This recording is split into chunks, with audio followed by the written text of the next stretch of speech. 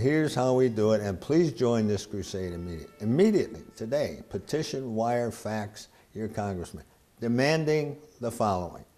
Number one, the brutal, illegal stripping of us of the freedom of the press, the right to cover openly and freely those caskets of our fallen troops, to 10, 20, 30, 40, every day, that are come as they come into the United States, and then to cover those caskets again and show them freely, have free access to show them when they land in their hometown.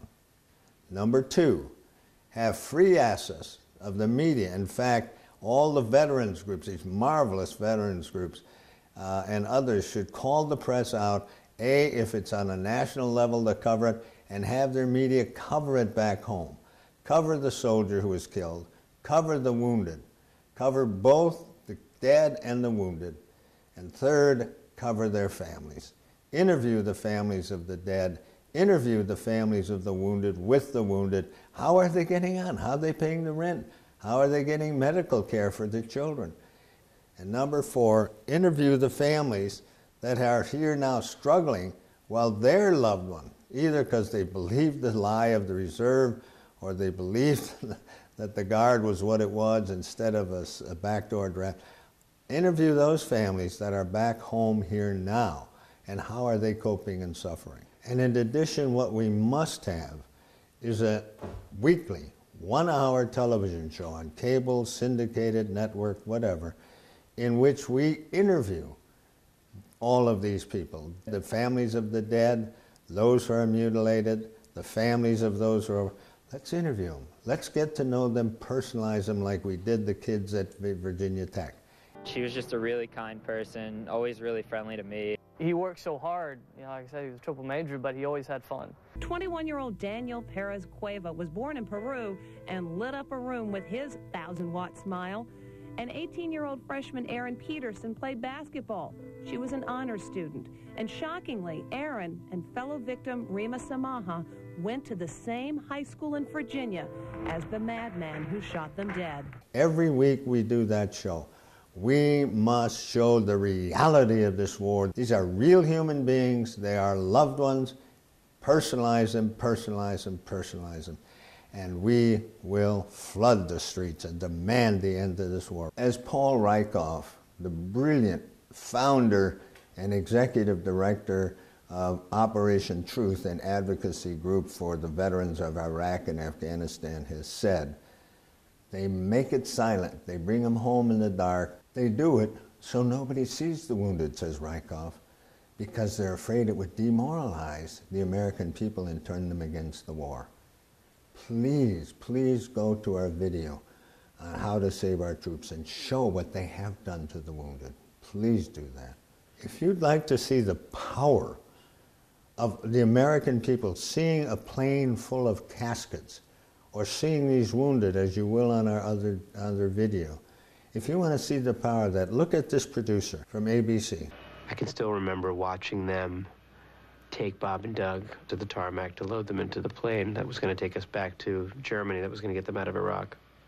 And as soon as I walked into that plane, I saw just rows of soldiers and Marines that had been wounded, some seriously wounded, and lying in these bunk beds almost. And I remember thinking to myself, that kid can't be more than 18 years old, 19 years old, and, you know, just wounded, just injured in a bad way. He wasn't allowed to film it. Why?